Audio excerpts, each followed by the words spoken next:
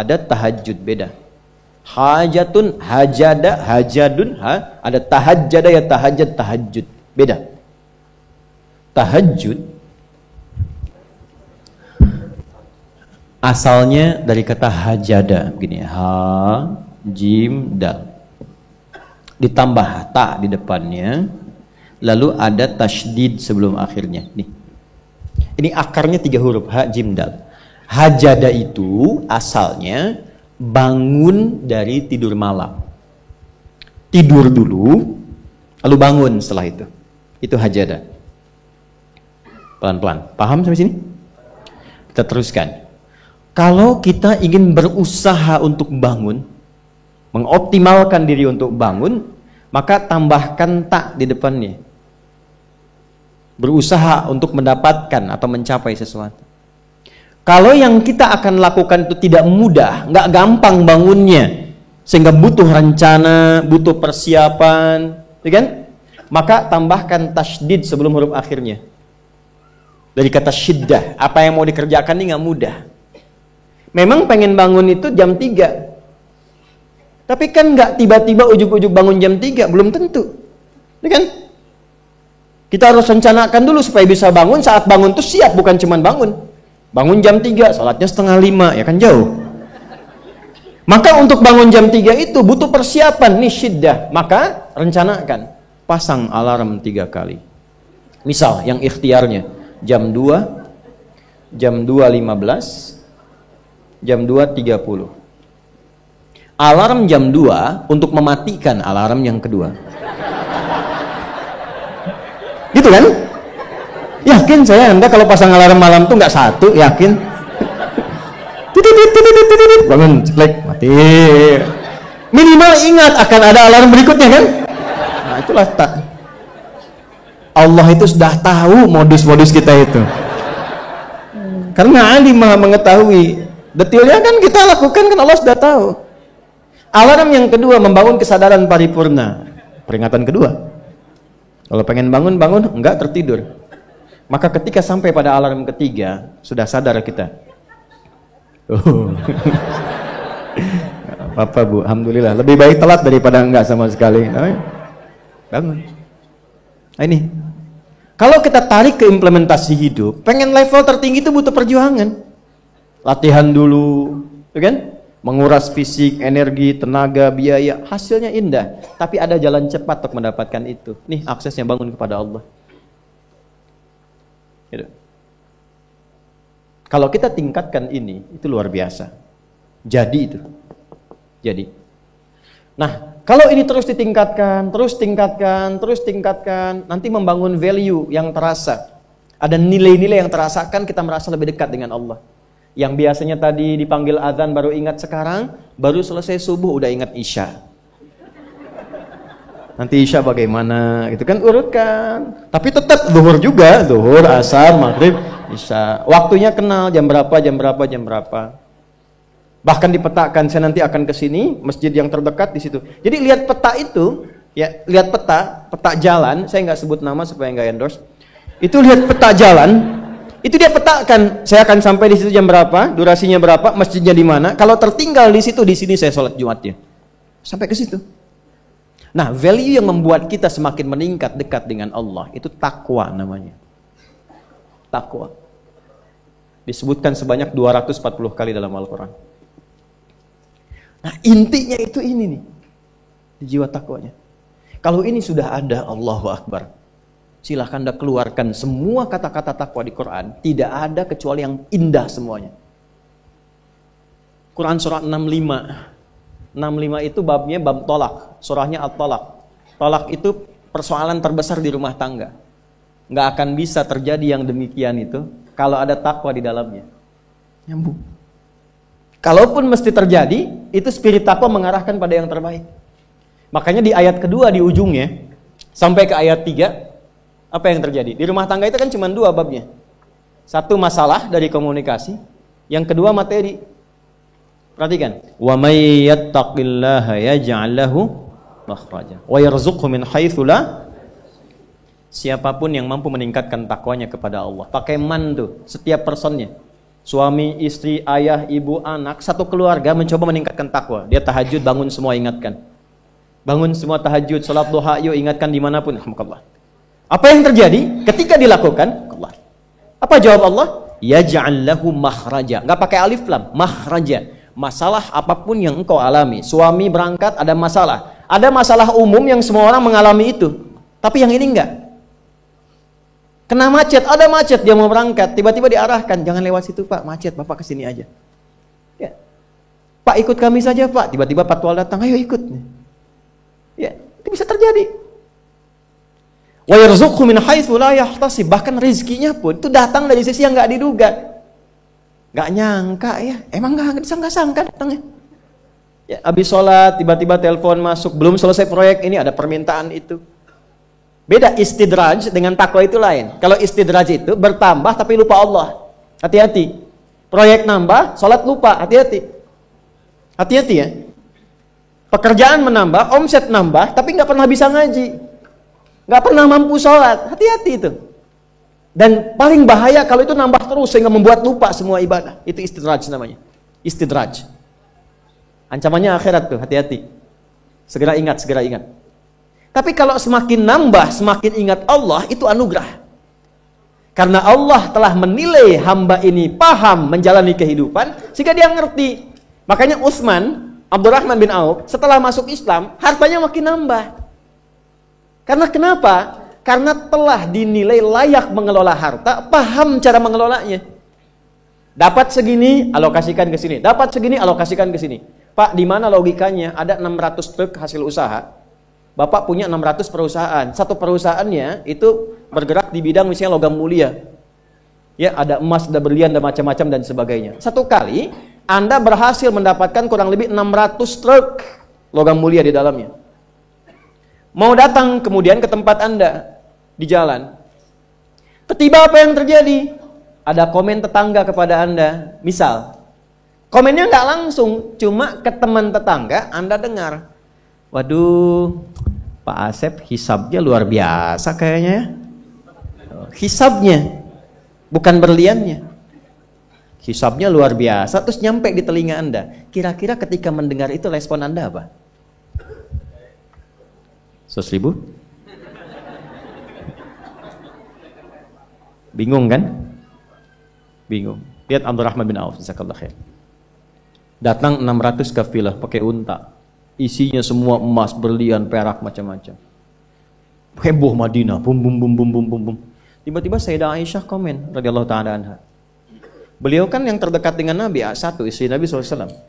Jadi kalau sedaring satu Nabi, ada yang komen, kita tuh cuma 3 sikapnya. Like, share, and subscribe. Gak usah ikut komen lagi. Sukai, share, subscribe. Ikuti jalannya. Apa komennya? Secara singkat, kama-qalat. Aku pernah mendengar Nabi SAW mengatakan, Abdurrahman bin Auf itu agak lambat hisabnya. Ya, selambat-lambatnya cepat juga dibanding kita kan? Ya? Maksudnya apa? Ingin menggambarkan betapa banyak kekayaannya. Scan, checklist, semua. Ketika mendengar komen itu, apa kata Abdurrahman bin Auf? Saya jadikan semua yang baru datang itu saya sedekahkan semua untuk orang Madinah. Supaya mempercepat hisabnya itu. Saya sedekahkan semua. Bisa nggak begitu? Coba lihat handphone antum itu.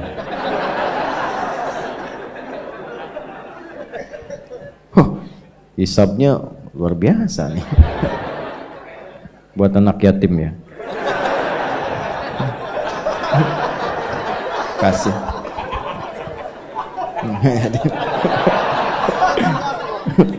Antum yatim itu kalau belum balik. Ini udah bisa nyari sendiri. Dari perjalanan yatim tuh butuh perhatian. Banyak di luar anak-anak yang masih butuh perhatian. Buat yatim ya. Nah, mudah. Ini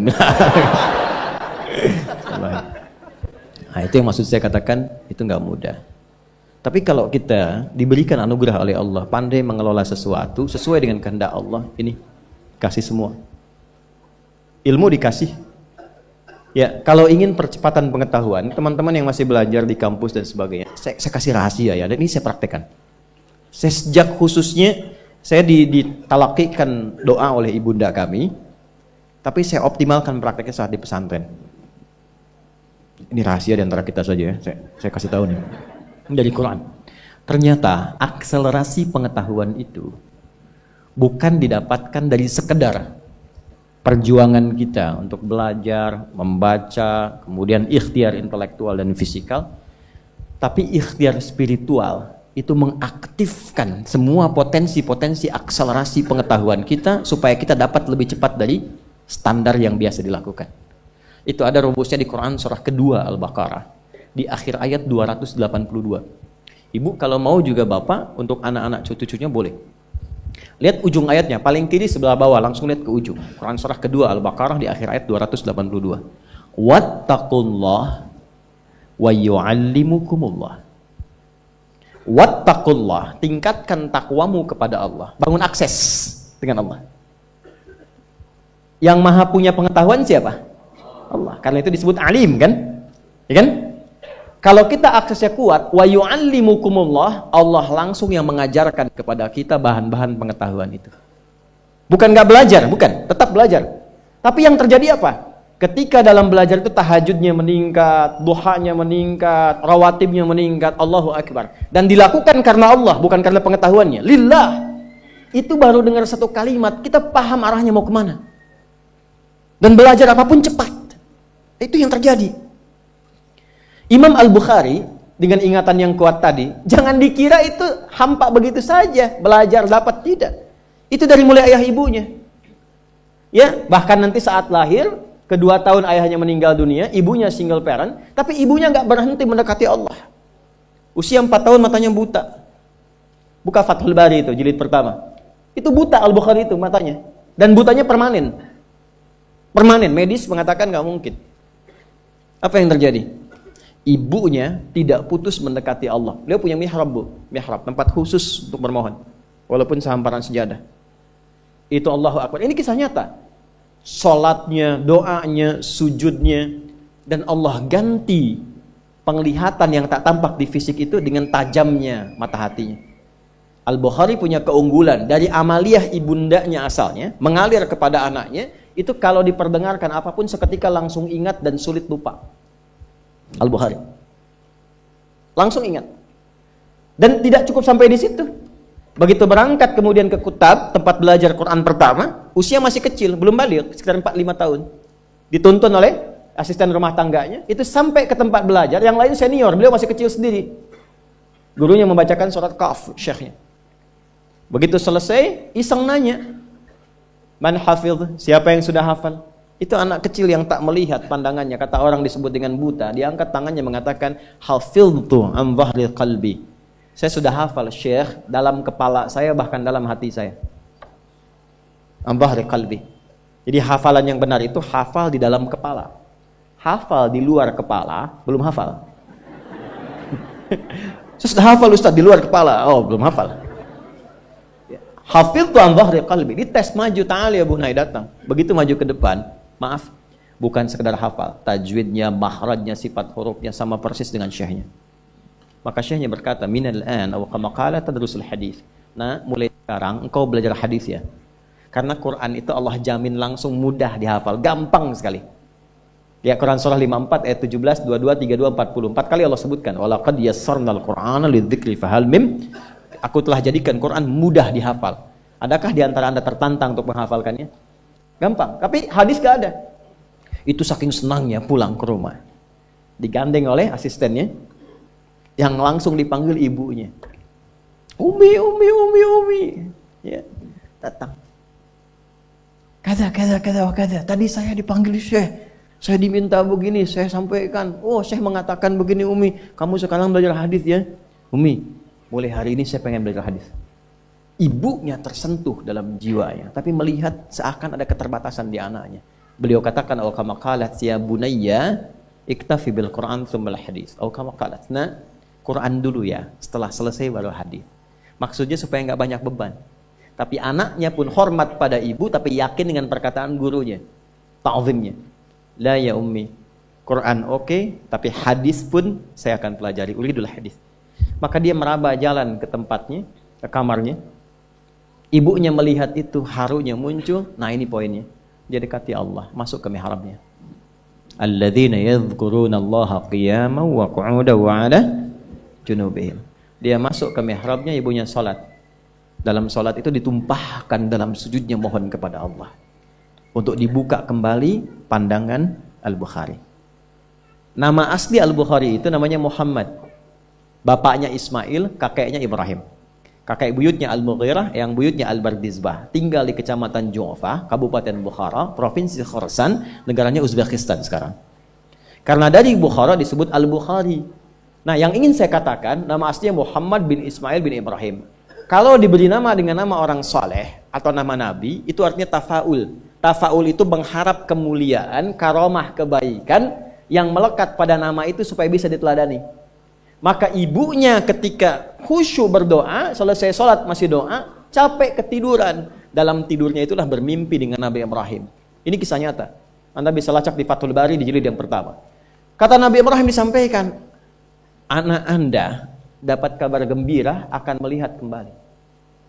Itu Al-Bukhari saat ibunya sedang bermohon dalam sholat berdoa, ya al-basir yalladzi ala kulli syai'in qadir a'id basirat tabni, ya Allah yang maha menatap dengan tajam, mohon ya Allah dengan segala kuasamu kembalikan penglihatan anakku. Al-Bukhari sedang mengulang surat Qaf tadi.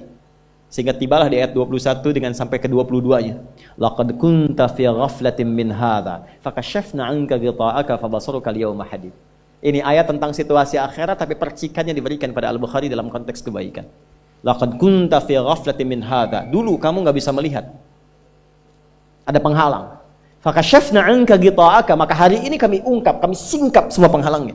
Wa basaruka al-yawma hadid, maka pandanganmu sekarang akan menatap dengan tajam. Begitu sampai di ayat itu kaget, lompat, bisa lihat lagi.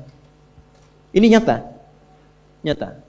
Begitu bisa lihat kaget, langsung keluar, kencang, lari, didapati kamar ibunya, langsung disampaikan, Umi laqad ra'aiti, ibu saya bisa lihat lagi sekarang. Ibunya kaget, bangun, belum percaya, mengatakan, rubbama ra'aita biqalbik, mungkin Ananda melihat dengan hatimu. La bal bi'aini. Enggak, ini mata saya bisa lihat. Ibu wajah begini, ibu pakai ini. Sekian benda kita begini. Haru berpelukan keduanya, disitulah meniti untuk belajar hadis sampai menuliskan Sahih Al-Bukhari dalam kurun waktu 16 tahun. Dimulai di Mekkah di Masjidil Haram, diakhiri di Masjid Nabawi sebagai hujjah bertemu Rasulullah. Al-Bukhari itu udah punya visi pengen ketemu Nabi bawa sesuatu. Sehingga punya kebanggaan, dia Rasulullah. Dari kecil saya berusaha belajar hadis Anda. Saya kumpulkan itu untuk bawa bekal berjumpa dengan Anda. Antum apa yang dibawa? Ya ahli dunia. Terus kerja, terus. Ayo, terus kerja. Kumpulkan tuh harta tuh. Banyakin pakaian tuh. Mewahin tuh rumah, terus. Ya nggak apa-apa. Tapi apa yang mau dibawa saat pulang? Ketemu Nabi itu modalnya apa? Orang tuh udah bawa amalan, ada yang bawa sholawat, ya. Ada yang bawa sunnah, walaupun cuma sunnah makan, tapi dia siapkan untuk kebanggaan ketemu Rasulullah. Kita apa yang mau kita siapkan? Nah, minimal rubah visi hidup itu. Kenal Allah dulu. Kenali Allah.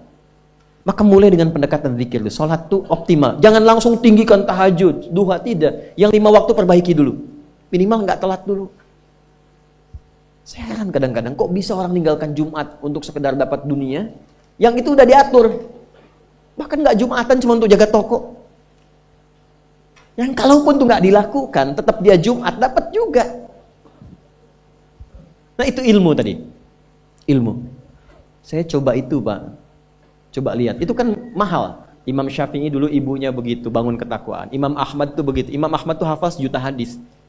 Itu kehilangan ayah. Ibunya single parent Pak, jangan dikira. Manasin air malam supaya anaknya tahajud.